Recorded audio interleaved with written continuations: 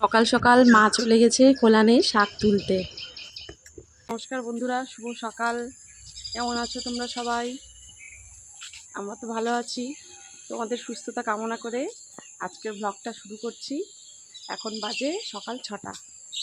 এখন আমি আর আমার ছেলে একটু কোলানে হাঁটছি। ঘুম থেকে উঠেছি অনেক সকালে, ভোর 5টায় উঠেছি।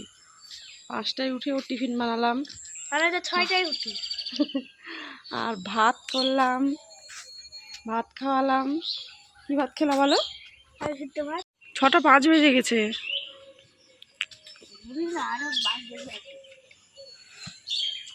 চলো স্কুলের জন্য রেডি হবা, চলো আসো।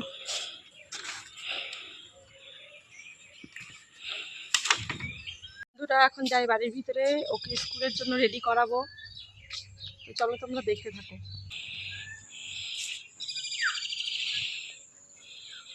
কি করছো? উঠো, চলো।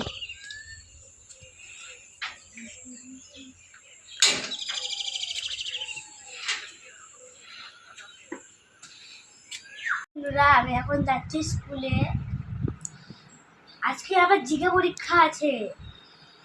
জিকে পরীক্ষাতে একটু মা বাবার আশীর্বাদ নিয়ে যাবো। তোমরা আশীর্বাদ করো আমার যেন পরীক্ষা ভালোভাবে দিতে পারি। টাটা। বন্ধুরা এখন আমি রান্নাঘরে চলে আসলাম, আর এখন করছি চা। বরের জন্য করছি লাল চা, আমাদের জন্য করছি দুধ চা। গরুর দুধের মধ্যে আদা দিয়ে একটু সামান্য জল দিয়েছি, দিয়ে ভালোভাবে ফুটিয়ে এই যে চাটা হয়ে গেছে। এখন চাটা ছেঁকে নেব।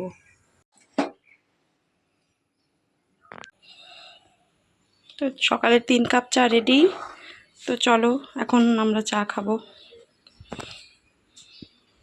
বন্ধুরা আমি এখন চলে আসলাম রান্নাঘরে। তোমরা তো দেখলেই মা সকালবেলা শাক তুলেছিল, তো সেই শাক মাই বানিয়ে রেখেছে। ডাঁটা থেকে সব শাকগুলো বেছে নেওয়া হয়েছে। এই ডাঁটাগুলো রেখে দেবো ফ্রিজে ভালোভাবে। মাছের ঝোলে এই কচি কচি ডাঁটাগুলো না খেতে খুব ভালো লাগবে। বন্ধুরা এখানে আমি পোস্ত বেটে নিয়েছি, আজকে করব পটল পোস্ত। কড়াইয়ে তেল দিয়ে দিলাম। সবার প্রথমে শাকটা করে নেব। দিলাম কালো জিরা, কাঁচা লঙ্কা। কোনো ঝামেলা নেই এই শাকটা রান্না করতে, শুধুমাত্র তেলের মধ্যে কালো জিরা কাঁচা লঙ্কা দিয়ে হবে।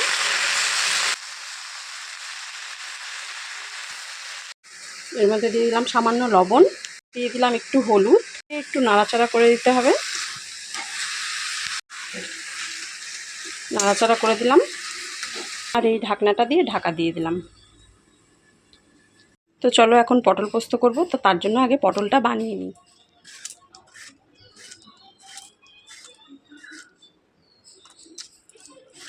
বন্ধুরা আমি এখন পটল পোস্ত করার জন্য পটল বানাচ্ছি। আর দেখো চোচাগুলো আমি একটু একটু করে সাইডগুলোতে দেখো রেখে দিয়েছি, যাতে পটলটা একদম গলে না যায়। এইরকমভাবে চোচাগুলো লম্বা লম্বাভাবে অল্প অল্প করে রেখে দিলে তাহলে পটলটা ভাজার পরে বা রান্নার পরে আর গলে যায় না।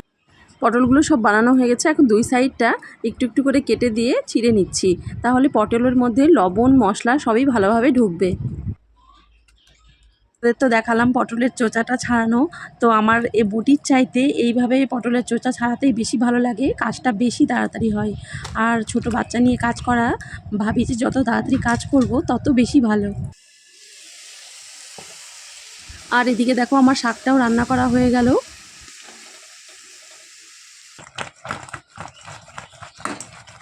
বন্ধুরা পটল পোস্ত করার জন্য এখন পটলটার মধ্যে অল্প একটু লবণ দিয়ে ঝাঁকিয়ে নিলাম ভালোভাবে। আর এখন সাদা তেলের মধ্যে পটলটা এইরকমভাবে ঢাকা দিয়ে ভেজে নিচ্ছি। পাশের চুল্লিতে আরও একটা কড়াই বসিয়ে দিয়েছি। আজকে করব কালাইয়ের ডাল, সেই জন্য মৌরি, তেজপাতা, শুকনো লঙ্কা সম্বার দিয়ে সেদ্ধ করে রাখা কালাইয়ের ডালটা লবণ হলুদ চিনি দিয়ে একসাথে সম্বার দিয়ে দিলাম। বন্ধুরা ডালটাও ফুটে গেছে, আর এখন আমি দিয়ে দিচ্ছি 4টা চিড়ে রাখা কাঁচা লঙ্কা। এই সময় দিলাম, তাহলে ডালটা বেশি ঝাল হবে না, আর বাচ্চারাও খেতে পারবে। আর এখানে আছে আদা বাটা। আমি এরকম কন্টেনারের মধ্যে করে আদা আগে থেকেই বেটে ফ্রিজের মধ্যে রেখে দিই, তাহলে তাড়াতাড়ি রান্নার সময় কোনো ঝামেলা হয় না। তো আমি এখন এর মধ্যে সামান্য একটু আদা বাটা দিয়ে দেবো। এতটা পরিমাণ আদা বাটা আমি ডালের মধ্যে দিয়ে দিলাম। ডালটা এই সময় ফুটছে, আর এবার ভালোভাবে নাড়াচাড়া করে দেবো ডালটা। আর এই আদা বাটাটা ডালের মধ্যে দিলে ডালের গন্ধটাও খুব সুন্দর হবে।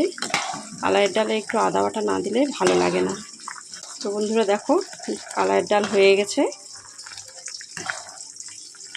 নিরামিষের দিনে আর গরমের সময় কালাইয়ের ডাল খাওয়া খুব ভালো। আর আজকে তো অতিরিক্ত গরম লাগছে। এই গরমের মধ্যে রান্না করা খুবই কষ্টকর, আর তার মধ্যে ভিডিও করে রান্না করা আরও বেশি কষ্ট। আজকে যে নিরামিষ রান্নাগুলো করছি কীরকম লাগছে অবশ্যই একটি কমেন্ট করে আমাকে জানিও। আর নিরামিষের দিনে তোমরাও বাড়িতে এরকম রান্না করে খেও। আর নিরামিষের দিনে এইরকমভাবে রান্না করলে একদম আঙুল চেটে খাওয়া যাবে। ডালটা হয়ে গেছে, সব পটলগুলো ভাজা হয়ে গেছে। এখন কড়াইয়ের মধ্যে যে তেল আছে সেই তেলের মধ্যেই একটা তেজপাতা, একটা শুকনো লঙ্কা আর সামান্য পরিমাণে জিরে সম্বার দিয়ে দিলাম। সম্বারটা ভালোভাবে ভাজা হয়ে যাবে, তারপরে আমি পোস্তটা দেব।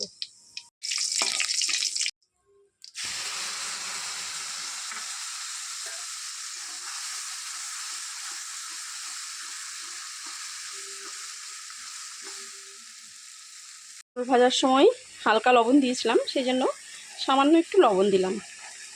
1 চামচ পরিমাণে চিনি দিয়ে দিচ্ছি। পটল পোস্তটা একটু মিষ্টি মিষ্টি হয় খেতে, তো এটা হচ্ছে মিষ্টি মিষ্টি হলেই ভালো লাগবে। দিয়ে দিলাম 4টা কাঁচা লঙ্কা। বন্ধুরা, আজকে আমি পোস্ত বাটার সময় কাঁচা লঙ্কা দিতে ভুলে গেছি, ওই জন্য 4টা কাঁচা লঙ্কা অল্প করে চিড়ে দিলাম, তার জন্য কোনো ঝাল হবে না। পোস্তটাও ভাজা ভাজা হয়ে গেছে, বেশি ভাজবো না। আর পটল, এই যে ভেজে রাখা পটলগুলো এর মধ্যে ঢেলে দিলাম। এর মধ্যে আমি হলুদ দিব না, পটল পোস্ত সাদা রঙেরই দেখতে ভালো লাগে।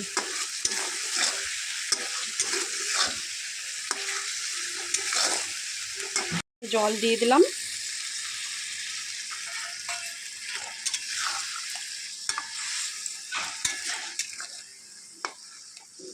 পোস্ত বাটাটার মধ্যে সামান্য পরিমাণ জল দিলাম, তাহলে পটলটা ভালোভাবে সেদ্ধ হবে। আর এখন ঢাকা দিয়ে দিলাম।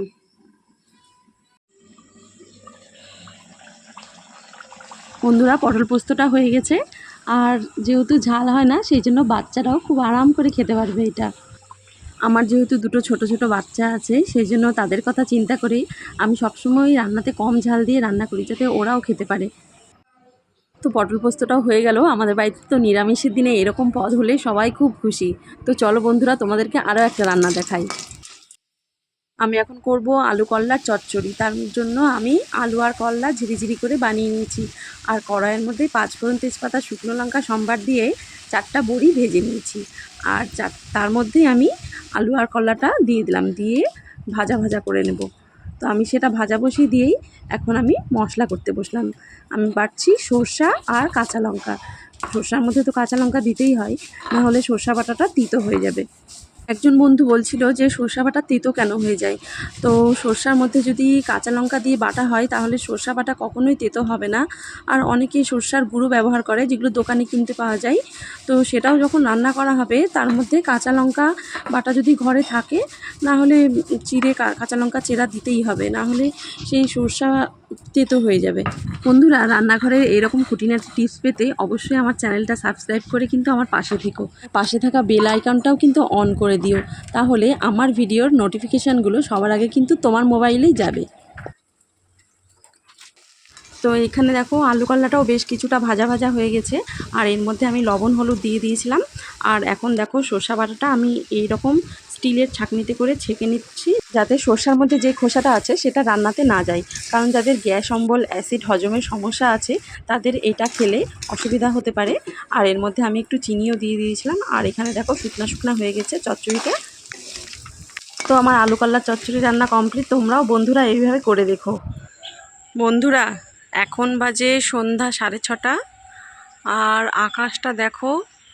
বিকেলের দিকে তো আকাশে খুবই মেঘ করে আসলো, সেই বিদ্যুৎ চমকানি, মেঘের ডাক। আর এখন হচ্ছে আকাশের রংটা এখন অন্যরকম হয়ে গেছে, চারিদিকের রংটা পাল্টে গেছে, একদম হালকা কমলা কমলা রং চারিদিকের। মানে রংটা এত সুন্দর লাগছে বলে বোঝাতে পারবো না, ক্যামেরাতে সেটা বোঝা যাচ্ছে কিনা জানি না, তবে খুবই সুন্দর লাগছে এখনকার আকাশটা। আর রংটা একদম হালকা কমলা কমলা রং, খুব সুন্দর লাগছে। আর আমি আর আমার মেয়ে এখন কোলানে ঘুরছি, সন্ধ্যা হয়ে গেছে সেটা বোঝা যাচ্ছে না, আর চারিদিকে রংটাও কমলা কমলা হয়ে আছে, এত ভালো লাগছে, ওই জন্য বাইরে বেরিয়ে আসলাম, চারিদিকটা একটু ঘুরছি। আর আমার হাজবেন্ড দেখো ভিতরে বসে আছে চেয়ারে, বসে বসে মোবাইল দেখছে। পূর্ব দিকের আকাশে মেঘ আছে, পূর্ব দিকের আকাশে ভালোই মেঘ আছে।